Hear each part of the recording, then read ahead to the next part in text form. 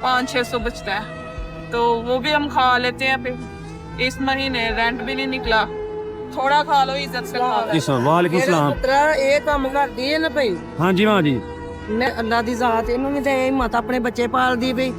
Masher ਵਾਲੇ ਦਿਨ ਮੂੰਹ ਨਹੀਂ ਕਾਲਾ ਹੋਣਾ, ਮਿਹਨਤ ਕਰ ਮਿਹਨਤ ਕਰਦੀ ਪਈ ਮਾਂ ਮਿਹਨਤ ਕਰ। ਬਿਲ ਟਿਕਟਾਕ ਦੀ ਗੱਲ ਕੀਤੀ, ਟਿਕਟਾਕ ਦੇ ਔਰਤ ਲਈ ਤੇ ਬੜਾ ਆਸਾਨ ਕੰਮ ਹੈ ਮਸ਼ਹੂਰ ਹੋਣਾ। जी, ਬੇਹਯਾਈ ਫੈਲਾਏ ਮਸ਼ਹੂਰ ਹੋ ਜਾਏ। इससे ਲੇਕਿਨ ਤੁਹਾਡੇ ਜੈਸੇ ਲੋਕ ਤੇ ਬੜੇ ਘੱਟ ਨੇ ਕਿ ਜਿਹੜੇ ਮਿਹਨਤ ਨੂੰ ਉਹ ਬਾਇਜ਼ਤ ਤਰੀਕੇ ਨਾਲ ਆਪਣੀ ਮਿਹਨਤ ਕਰਕੇ ਆਪਣੇ ਬੱਚਿਆਂ ਦਾ ਪੇਟ ਪਾਲਣ। ਤੁਹਾਡੇ ਤਰ੍ਹਾਂ ਦੇ ਲੋਕ ਬੜੇ ਘੱਟ ਨੇ। माशरा भी अच्छा नहीं है। मैंने बड़ा देखा ब्रांड की जॉब में लोग अच्छे नहीं है। उसके बाद फिर मैं वैसे पैसे नहीं कमाना चाहती थी। मैंने सोचा मैं अपनी मेहनत करूं, फिर मैंने ये रेडी वगैरह अल्लाह ने दिमाग में डाला। मेरी कोशिश होती है कि कितना कुछ बिक जाए। रोज रूटीन वाइज मैंने डिब्बे ना, कभी रिक्शे वालों को खिला दे, कभी किसी को ऐसे दे दिए, कोई बात नहीं। अब मेरा तो सौदा खराब हो जाना है। हाँ मैं कहती हूँ किसी के मुंह में पड़ जाए स्वाद भी है ना।